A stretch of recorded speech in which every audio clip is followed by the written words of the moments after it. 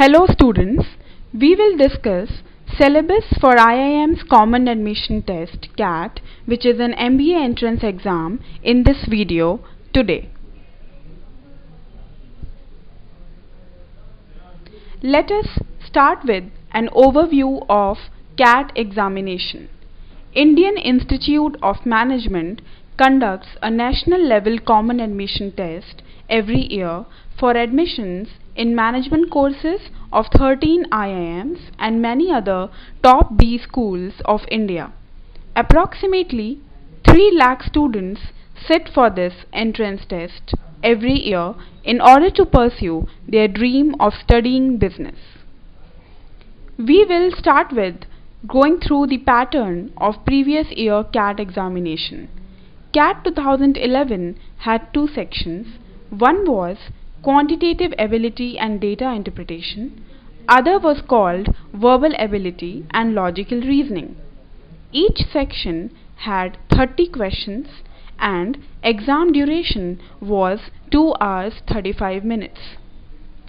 Students should note that Common Admission Test shows lot of variation in its examination pattern.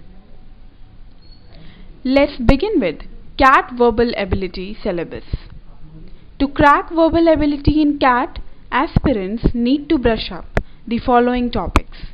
There are grammar-related questions based on articles, parts of speech, phrases, clauses, modifiers, tenses, pronouns, prepositions, and punctuations.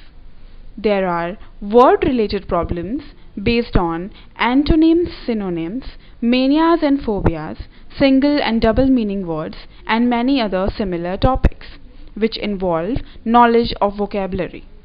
There are questions on para-jumbles which require sentence structuring. Aspirants should also be practicing on sentence completion. Here, student is expected to fill in the blanks using logical sense, thus providing the correct context of the sentence.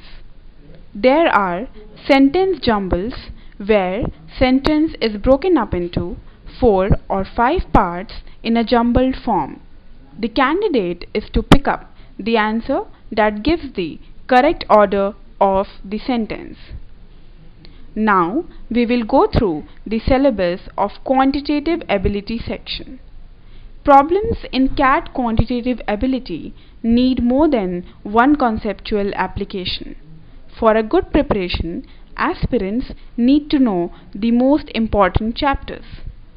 There are questions asked on arithmetic, which involve number systems, LCM and HCF, percentages, profit and loss, simple and compound interest, speed, time and distance, work and time, averages, complex numbers, mixtures and allegations. There are questions on algebra which are based on linear and quadratic equation, logarithm, progressions, binomial theorem, inequalities, permutation and combination. There are questions on geometry which include general geometry, coordinate geometry, trigonometry and mensuration concept. There are few analysis-based questions also. There are problems based on probability, ratio and proportions, and set theory, and also involving Venn diagrams. Now we will go through the syllabus of data interpretation. Data interpretation involves pie charts, graphs and tables based problem. Herein, students need to use mathematical calculations and inference to solve the data-based questions. This section also includes question on data sufficiency. Students need to find out whether the problem in question can be solved with the help of given data or not. Let's go through an example of a data interpretation question. This question is based on a data represented in the form of a pie chart. This data represents Government of India debts as on 1939 and 1946. The question is, the decline in sterling loans between the two periods is most nearly out of what? Now, students need to analyze the data, solve and find out the correct answer out of the four given options. Let's understand the concept of data sufficiency. Data sufficiency questions can be divided in two categories. There could be mathematical question, other could be logical or analytical question.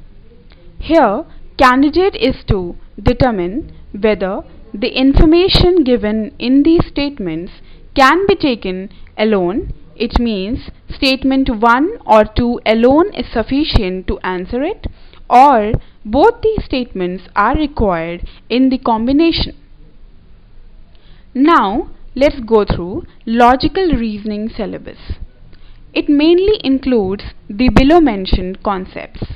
There are problems based on statements and assumptions. In this type, students need to identify an option in which the third statement is implied by the first two statements. This type of question is also called as syllogism. There are problems based on cause and effect, which are a type of critical reasoning problem and arise from logical fallacies that may prompt the reader to arrive at a completely false answer.